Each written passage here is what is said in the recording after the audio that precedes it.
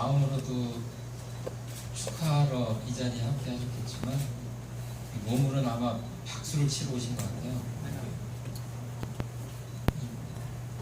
열정적으로 그동안의 이 네 분의 신앙과 수행에 대한 감사와 앞으로의 또 축복을 위해서 정말로 뜨거운 박수를 한번 아낌없이 쳐드렸으면 좋겠습니다.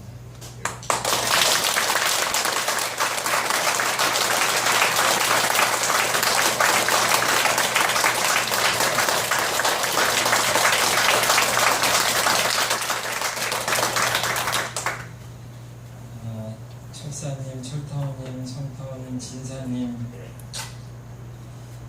이 네 분께서 법포를 받으셨다는 것은 그 원불교를 다니신 분들은 다 아시겠지만 그냥 그 자체로 원불교의 신앙 수행을 얼마나 오랫동안 성심성의껏 하시고 얼마나 이 세상을 위해서 헌신봉공하셨는지를 상징적으로 드러내는 그런 일이라고 생각을 합니다.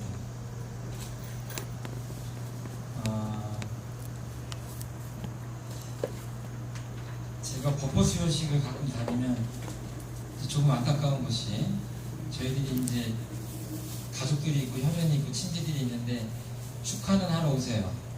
축하는 하러 오시는데 법보를 수여받는 것이 무슨 얼마나 깊은 의미가 있는지를 잘 모르는 경우가 있습니다. 왜냐하면 그 원불교를 다니시는 분들은 좀 이렇게 마음이 넓어가지고 혈연과 친지들한테 이렇게 뭐 특별한 설명을 하거나 신앙을 권하거나 그러지 않는 경우가 많아가지고 신앙 수행에 다른 경우도 많고 이해가 부족한 경우가 많아요. 그래서 자꾸 법포가 어떤 건가 그냥 호 하나 봤는데 왜 그렇게 의미부여를 하는가 하는 생각을 하는 분들이 계십니다. 아마 이 자리에도 계시지 않을까 생각하는데 참 쉽지 않은 일입니다. 쉽지 않은 일이고 짧은 세월에 되는 것이 아닙니다. 그 원불교의 신앙과 수행을 성심성의껏 오랜 세월 동안 일관되게 초지일관 하지 않으면 안 되고 정말 이웃과 세상을 위해서 끊임없이 베풀지 않으면 법포를 펼 수 없는 것이다 이렇게 말씀을 드리고 싶고 사실은 하루 이틀 전에 소타원님께서 전화를 하셔서 이 네 분에 대해서 입이 닳도록 칭송을 하셨습니다. 아마 이 자리에서 이분들의 덕을 다 일일이 좀 드러내줬으면 좋겠다 하는 마음이었을 것 같아요. 근데 제가 그거 다 드러내면 오늘 집에 못 가실 것 같아서 생략하고 미루어 짐작해 주십시오. 미루어 짐작해 주세요. 이분들이 그동안 어떻게 사셨을까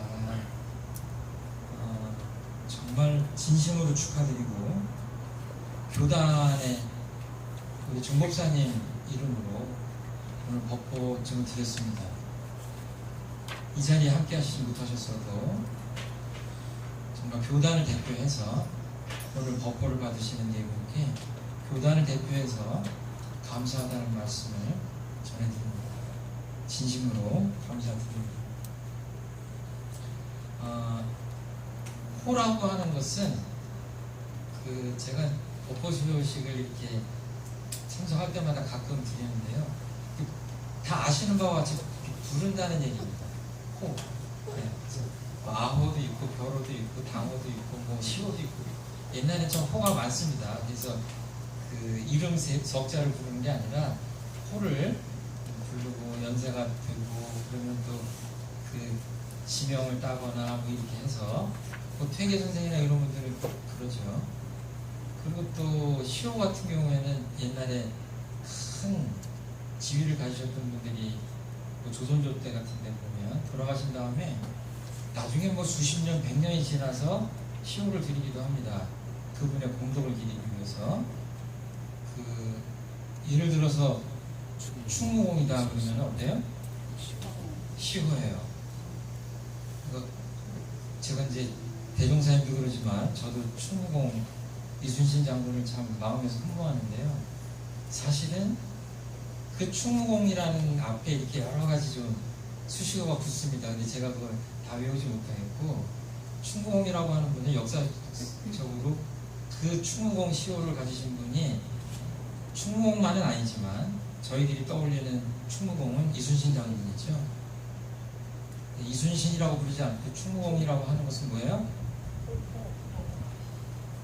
이 나라를 위해서, 이 민족을 위해서 이순신이라고 하는 분이 얼만큼 희생을 해서 공덕을 쌓았는가를 기억하라고 충무공이라는 시호를 내리는 겁니다. 여기 계신 분들 어쩌겠어요? 충무공 시호 한번 받고 싶으세요? 바꾸는 싶으시지만 골치 아픕니다. 충무공 세 글자. 왜 골치 아파요?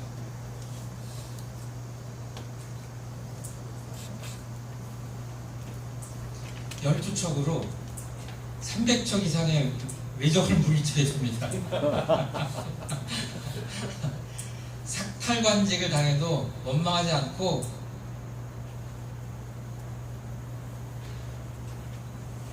외적의 칼날 앞에 정말 목숨을 부지하기 힘들고 고통받는 수많은 백성들을 위해서 하나의 명예가 없는 상태에서 다시 전장으로 나가는 그런 지공무사한 마음이 있어요.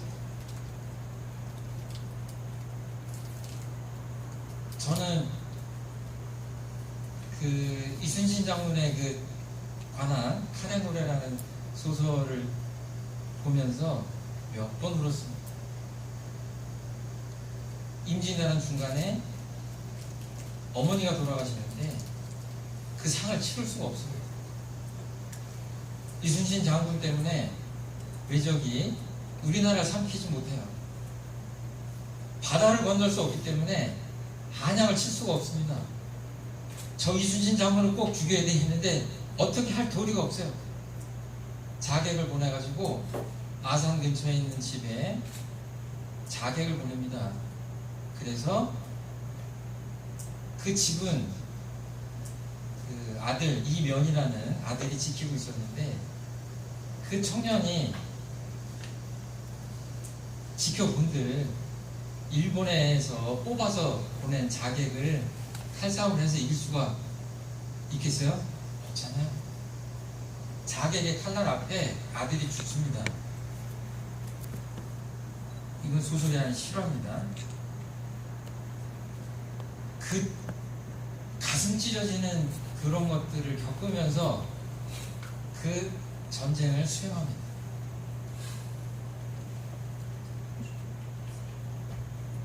그러니까 이제 충무공 어떻게 세 글자 호를 좀 드릴까요, 말까요? 그 이름 하나가 쉬운 게 아니에요. 여기 저 아버지도 손 한번 들어보세요. 아버지. 엄마는 불면 안 됩니다. 이제 아버지입니다. 아버지 손 한번 들어보세요. 아버지. 자식이 있어서 아버지 소리를 듣는 분들 계시잖아요. 아버지. 네, 좋습니다. 아버지, 처음에 아버지 소리 들을 땐 참 좋은데, 그 아버지 소리에 따르는 대가가 결코 작지 않습니다. 그렇죠? 좋은 아버지 역할 하기가 쉽지 않습니다. 어머니 손 한번 들어보세요. 어머니. 애들이 빠꾸빠꾸 웃으면서 엄마 할 때는 참 너무너무 좋은데, 그냥 좀 육두문자 한번 쓰겠습니다. 그놈의 엄마 소리 한번 듣자고 하다가 평생 자녀가 죽을 때까지 철 안 들 수 있어요. 어머니의 의미를 잘 모를 수 있습니다. 이렇게 생각하면 우리가 듣는 그 호가 참 많아요. 어머니, 아버지, 할아버지, 할머니, 여보, 당신, 나가면 사장님, 선생님, 뭐 여러 가지 있습니다. 이 앞에 있는 최종품 교문은 그 옛날에 알았던 학창시절 알았던 사람들 만나면 쑥스러워요. 제가 이름이 바뀌었잖아요. 옛날 이름하고 지금 이름하고 다릅니다. 수십 년을 제가 최정풍이라는 이름을 썼습니다. 법명을 썼습니다. 꿈결에서도 아마 열반을 해서도 옛날 이름을 부르는 것보다는 법명을 들을 때 제가 반응할 거예요. 여러분들이 갖고 계신 여러 가지 엄마, 여보, 당신, 뭐 아들, 딸, 엄마, 아빠, 할아버지, 할머니, 뭐 사장님, 선생님, 뭐 여러 가지 호가 있는데 호 아닌 호가 있는데 그 중에서 가장 듣고 싶은 호가 뭔지, 어떻게 내가 불렸을 때 가장 마음이 움직이는지 한번 가슴에 손을 얹고 생각해 보십시오. 대개는 아마 엄마 아빠가 아닐까 이렇게 생각을 하는데 생각해 보셨으면 좋겠어요.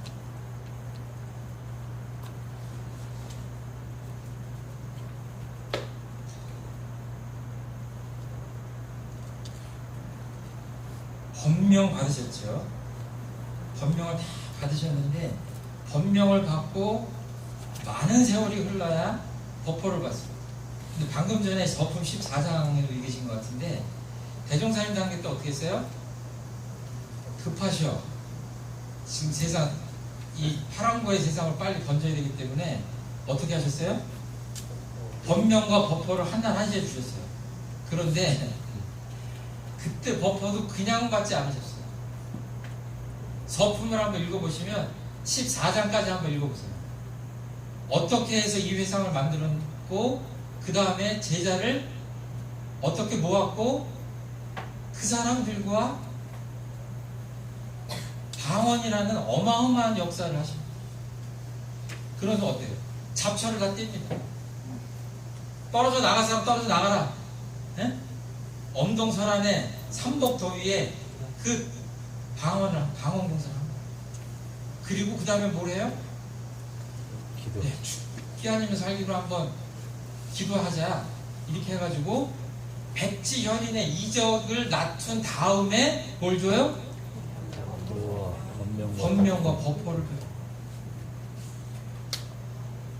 이게 소타님도 그러고 저도 그러고 우리 교무님들이 지금 마음이 약해가지고 그냥 원불교 문턱만 들어오면서 어때요? 법명을 줘야 안 줘? 다 가짜야. 말하자면 다 가짜야. 여기서도 법명값 하려면 어떻게 해야 돼요? 아까 이순신 장군이 가족을 다 희생시키고 12척으로 300척 이상의 외적을 물리쳐야 되고 이렇게 했듯이 원불교의 법명과 법포를 받으면 어떻게 해야 돼요?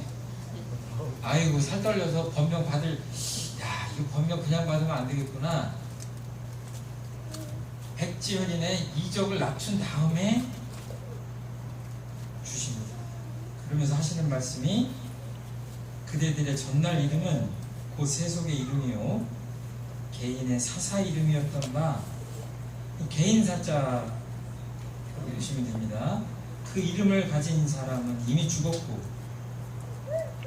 그러니까 지금 며칠 뒤면 그 법인절이죠. 한번 죽었다 살리는 작업을 하시는 거예요. 이제 세계 공명인 새 이름을 주어 다시 살리는 바이니 공명이라고 하는 것입니다. 이 공명은 나를 낳아주신 어머니 아버지가 지어주신 것이 아니라 이 회상에서 다시 드리는 공명입니다. 그러니까 사실은 법명을 받았다고 하는 것은 공인이란 뜻입니다. 공인이란 뜻입니다. 왜? 가정애착을 벗어나서 이 사하님께 이 세상을 위해서 헌신한다는 뜻이 이 안에 있습니다. 어떻게 보면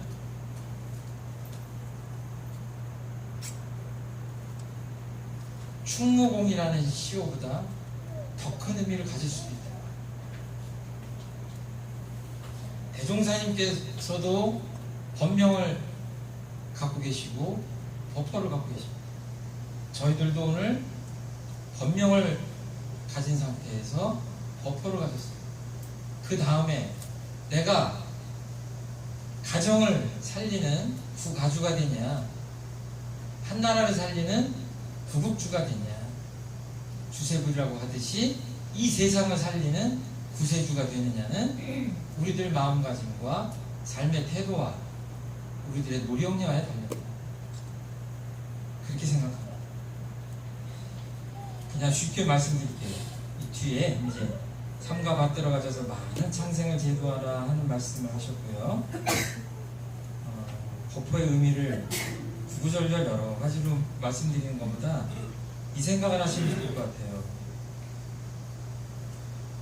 제가 동대적 교당에 와서 아마 말씀 한번 한 것 같은데 제 속명이 건풍입니다. 건강할 건자에 풍년풍자예요. 본명이 뭐라고요? 정풍입니다. 우리 바로 위에 형님 이름이 성풍이에요. 그 위에 형님 이름이 진풍이에요. 맨 위에 형님 이름이 태풍이에요. 네, 태풍까지 하면 웃으시더라고. 그 법명을 받을 때 제가 막 교정 읽고 갑자기 발심을 해가지고 우리 교무님께서 당황하셔가지고 대산 종국사님한테 저를 데리고 가셨어요. 그래서 이제 법명을 달라고 하는데 제가 마음속에 건풍이라는 이름 때문에 어려서부터 많이 놀림을 받았습니다. 그래가지고 오늘 드디어 건풍이라는 이름에서 벗어나는구나. 그리고 이제 기대를 많이 했는데 한 1분, 2분 정도 눈을 감고 가만히 계시더라고. 대산종사님께서 그러시더니 야, 가운데 글자만 발을 정자로 바꾸라 그러시더라고. 그래서 제가 뭘 띄고 싶었어요? 네, 풍자를 띄고 싶었는데 풍자를 아직까지 못했습니다. 자랑스럽게 정풍이라는 그 법명을 가지고 사는데요. 법명이 좋고 나쁜 게 어디 있고 법포가 어떤 글자를 받든지 간에 거기 높낮이가 어디 있겠습니까? 앞으로 이 생각을 좀 하시면 좋을 것 같아요. 여기 계신 교도님들 또 법포님들 오늘 받으신 분들 어떻게 생각하시면 좋냐면 옆집 꼬마가 저보고 아빠라고 부릅니까? 저 동네 애들이 엄마 그래요? 내 새끼들이 그렇죠. 내 새끼들만 엄마 아빠라고 그래요. 그렇죠? 이 법명을 부르고 법포를 누군가 나한테 부를 때 누가 부르는가? 누가 불러?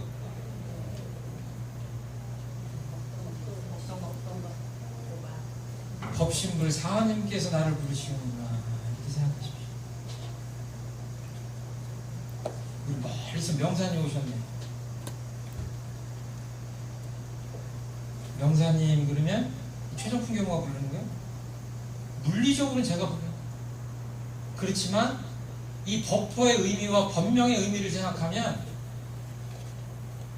법신불 사하님께서 지금 나를 부르는구나. 다르죠. 그래도 마음가짐이 제대로 안 되면 소태산 대종사님께서 나를 부르시는구나.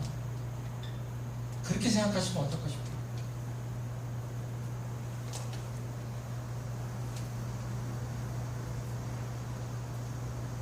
철사님, 철타운님, 성타원님, 진사님 비롯해서 많은 법포인들 계시고 법명을 받으신 우리 교도님들 계신데 누군가 내 법명을 불러주고 누군가 내 법포로 나를 불러줄 때 진리가 나를 부르는 거죠. 대종사님께서 나를 부르시는구나 하면 그때 이 이름값을 할 수가 있다. 이 이름의 의미를 다시 새길 수가 있다. 내가 어떻게 살아야 될 것이냐, 오늘 하루를 어떻게 살아야 될 것이냐, 앞으로 남은 인생을 어떻게 살아야 되고 무엇을 위해서 살아야 될 것인가를 다시 되새김할 수 있는, 리마인드 할 수 있는 그런 의미를 가진 게 아니에요. 그래서 그냥 법신물 사하님도 힘들면 저 멀리서 소태산 대종사님께서 나를 부르시는구나 이렇게만 생각하셔도 우리 삶이 정말 은혜롭고 빛나지 않을까 이렇게 생각합니다. 제가 좋아하는 그 본문이 정말 많은데 여기 계신 분들 그럴 거예요. 그 중에 한 가지만 선물로 드리고자 합니다. 제가 물건으로 드릴 수 없기 때문에. 대산종사님께서 이런 말씀하셨어요. 진리가 우리에게 두 개의 눈을 주신 이유가 있다. 그 하나는 조용히 안으로 자신의 마음을 보라는 뜻이고, 또 하나는 밖으로 은혜를 발견하라는 뜻이다. 이것도 제가 여러 훈련이나 법회 때 소개를 자주 시켜드리는 그런 본문인데요. 저 한번 보십시오. 이목구비가 다 있는데 제 눈만 보세요. 눈 잘생겼습니다. 좀 봐주세요.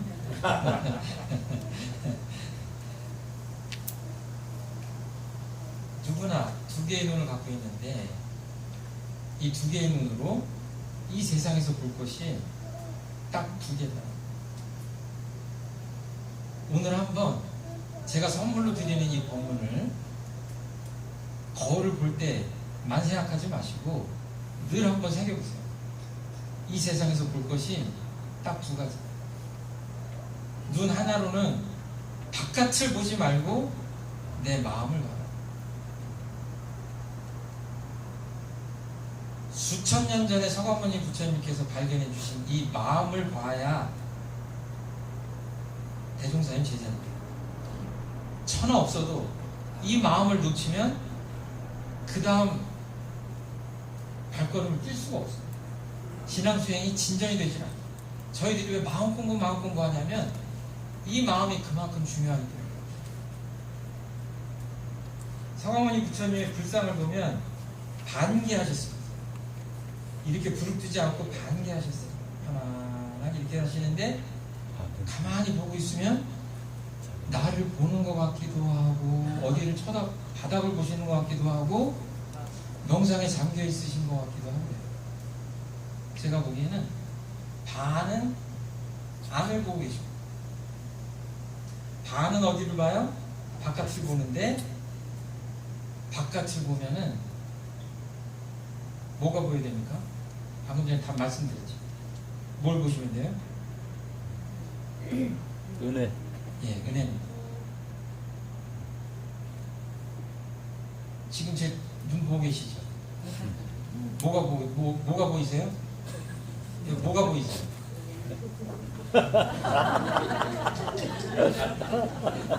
센스 있게 대답 잘하시네. 그냥 다른 것들은 보이지 않아요.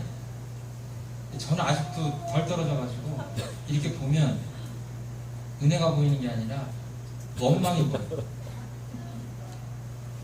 원망이 보여요. 이런 거예요?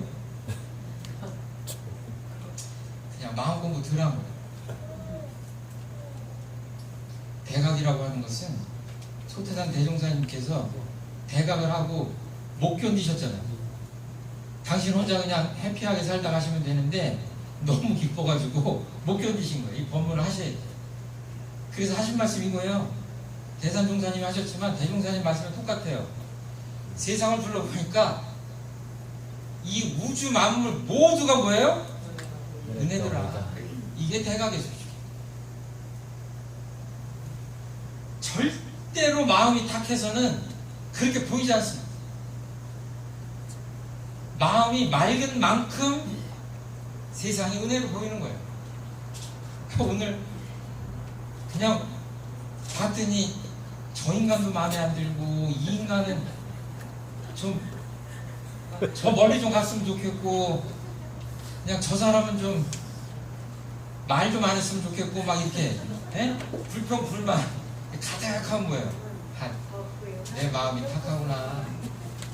내 마음고음이 탁해가지고 이 법신불 사하님이 내 마음 안에 담기지 않는구나 라고 생각하셔요.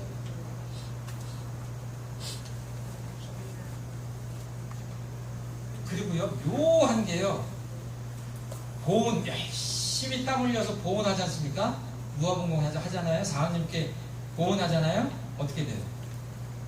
저절로 그 사람 마음은 맑아집니다. 이렇게 보면은 신앙과 수행이 이렇게 이론상으로 하나로 만난다는 것이 그거예요. 마음이 맑고 텅 비어 있으면 그 안에 뭐가 담겨요? 사하님께서 담깁니다. 그 마음. 그러니까 우리가 마음을 비우자, 마음을 맑히자 하는 게 뭐예요? 그랬을 때 법신불 사하님께서 나와 함께하는 거예요. 그러니까 똑같은 이 세상을 살면서 마음 공부를 잘하느냐 못하느냐에 따라 어떤 사람 내 마음 그릇에 시커먼 원망을 담고 사는 사람이 있는가 하면, 어떤 사람은 야 저렇게 힘든데 어떻게 저렇게 행복하고 은혜를 느끼면서 살까 하는 사람이 있죠. 그렇죠? 저희들은 어느 쪽으로 가야 돼요? 이쪽으로 가야 돼요. 그러니까 앞으로 보이면 뭐예요? 앞으로 나가시면 이제 차를 못 찾아야 되고, 오늘 집에 돌아가실 때 내 차가 안 보여야 돼. 왜 안 보여요? 내 눈에 그냥 은혜만 보이기 때문에 내 차가 그냥 안 보이죠. 그냥. 이거 조금 유식한 말로 하면 뭐예요? 처처불상 사사불고.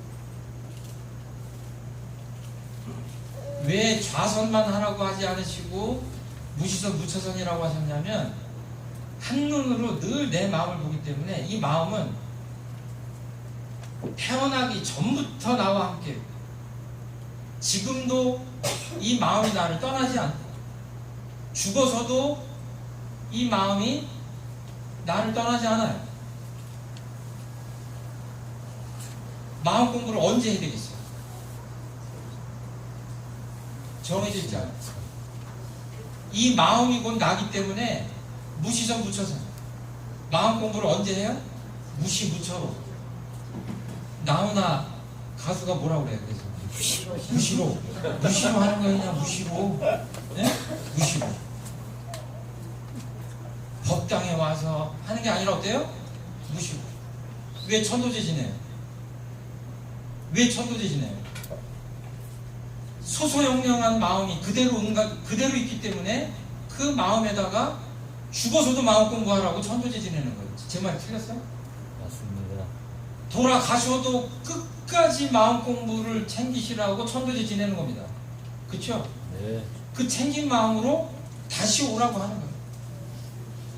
그 마음 공부를 그렇게 할 때 어떻게 돼요? 여기도 보니까 부처님, 저기도 보니까 부처님. 우리 은혜라는 말을 다른 말로 바꾼 거예요? 이것이 부처불자예요.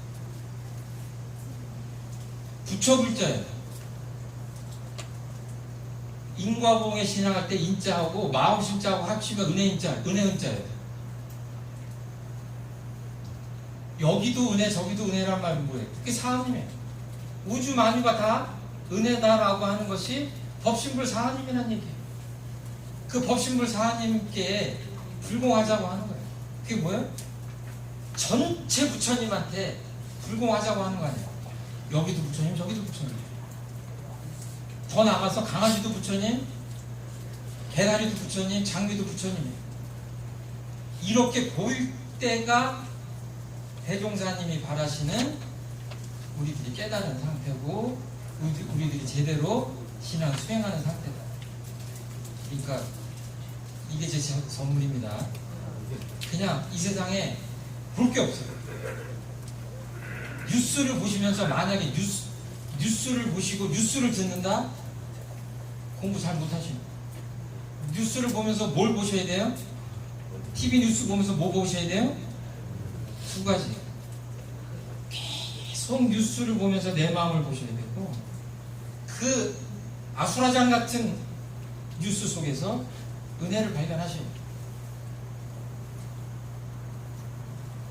이 세상에 어떻게 살아야 되고 어떻게 살아야 행복한지 아직도 길을 헤매는 사람이 있어요. 왜 그러느냐? 눈에 보이는 게 너무 많아서. 여기 계신 분도 그렇고 저도 마찬가지고 간단합니다. 인생 사는 게 복잡하지 않아요.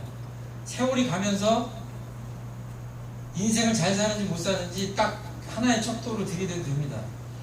나이가 먹어가면서 점점 마음이 복잡해지고 삶이 복잡해진다? 제가 보기엔 잘못 산다. 신앙 수행을 하고 세월이 가니까 어때요? 내 삶이 간단 명료해져요. 어떻게? 어떻게 간단 명료하지 않겠어요? 눈에 뵈는 게 없는데, 두 가지밖에 없는데, 그냥 가만히 그냥 의자에 앉아 있으면 옆 사람이 저 사람 왜 이렇게 앉아 있나 할 게 많아요. 내 마음 보고 있어봐요. 얼마나 고요하고 좋습니까? 바깥으로 봤을 때 자질구레한 것도 보지 말고 정말 사하님을 보고 은혜를 발견하고 하면 그 안에서 다 답이 나오고 행복이 그 안에 있지 않을까 이렇게 생각합니다. 저희들이 그냥 할 게 없습니다. 눈에 별로 볼 것도 없어요. 그냥 되는 게 없는 세상을 간단 명료하게 사시면 좋겠다 하는 말씀 드리고, 우리 혹시 축하하러 오신 분 중에 이분들이 그동안 평생 동안 사랑했던 원불교 또는 원불교의 가르침, 그 신앙 수행에 대해서 궁금하시면은 오늘 식사만 하지 마시고 이분들께 그 얘기를 들으셔야 됩니다. 왜 평생 원불교 신앙과 수행에 이렇게 정성을 쏟으셨는지, 왜 원불교를 사랑하셨는지 이것을 물어보시면 오히려 축하가 되지 않을까 싶습니다. 조금만 하고 가려고 그랬는데 앞에 보니까 의식이 좀 빨리 진행이 된 것 같아서 조금 이 얘기 드리느라고 시간이 좀 지났습니다. 다시 한번 마음을 다 할 수 없는 그 마음들을 다 담아서 이 네 분의 오늘 복고 받으심을 진심으로 축하드립니다. 감사합니다.